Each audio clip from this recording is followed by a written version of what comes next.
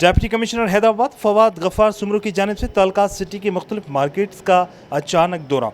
15 दुकानदारों से 17,000 रुपये जुर्माना वसूल किया गया। इस मौके पर असिस्टेंट कमिश्नर मोहम्मद अशरफ भी उनके हमरा थे। डिप्टी कमिश्नर ने मीडिया से बातें करते हुए कहा कि आज के दौरे का मकसद रमज़ानुल मुबारक के दौरान अवामुल नास को अशिया ज़रूरत की मुकर्रर करदा कीमतों पर फराहमी को यकीनी बनाना है।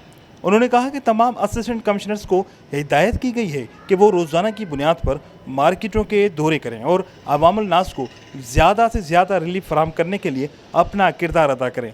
उन्होंने ताजरों से अपील की है कि वो इस माह मुक़द्दस के दौरान अवाम को सस्ती और मयारी अशिया ज़रूरत की फ़रोख्त को यकीनी बनाएं। बसूरत दीगर खिलाफ वर्जी करने वालों के खिलाफ सख्त कानूनी कार्रवाई की जाएगी। कैमरामैन उमर हयात के साथ इमरान शलकियारी, धूम न्यूज़ 24/7 हैदराबाद।